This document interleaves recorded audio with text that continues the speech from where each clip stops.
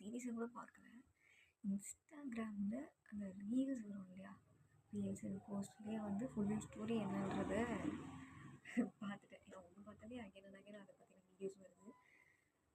ஐயோ பார்த்தா அந்த தேவ் கேரக்டர், விஜய் கேரக்டர், ரீனா, அது இதுன்னு அது ஐயோ தலை வந்து எனக்கு அப்படியே ஆல்ரெடி நமக்கு 1008 பிரச்சனை இருக்கும். இன்னும் இந்த சீரீஸ் எல்லாம் பார்த்துட்டா நமக்கு வந்து மண்டை வெடிச்சு வந்து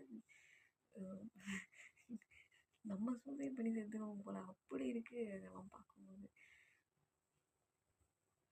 இதில் வந்து அந்த வீணா போன தாத்தா, அந்த தாத்தா வந்து அப்படியே மர்டர் பண்ணுன்றது கோவம் வருது பாருங்க. பேசும்போது எனக்கு அப்படியே கையெல்லாம் முறுக்கணும் தோணுது. ஸோ அப்படி நமக்கு கோவம் வர மாதிரியான ஒரு சீரீஸ் தான் அது.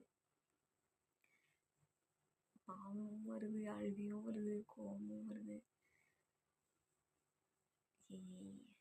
ரொம்ப பாதிக்குது பாரு. இன்ஃபேக்ட் நான் இன்னும் அந்த சீரீஸை பார்க்கல, இன்னும் அது ரீல்ஸில் பார்த்துட்டே எனக்கு வந்து ஃபுல் ஸ்டோரி தெரிஞ்சு போச்சு.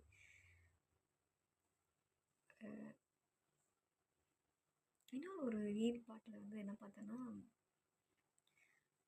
அந்த ஹஸ்பண்டோட டைரியில் வேறு எதோ பொண்ணு அவரோட ஃபஸ்ட்டு கிஸ் எல்லாம் எழுதி வச்சுருந்தாருன்ற மாதிரி.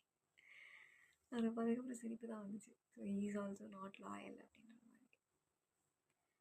பட் திஸ் கை விஜயா பேர், அவர் ஹி வாஸ் ஸோ லாயல் இல்லை, பாவம் அப்படி வந்தது.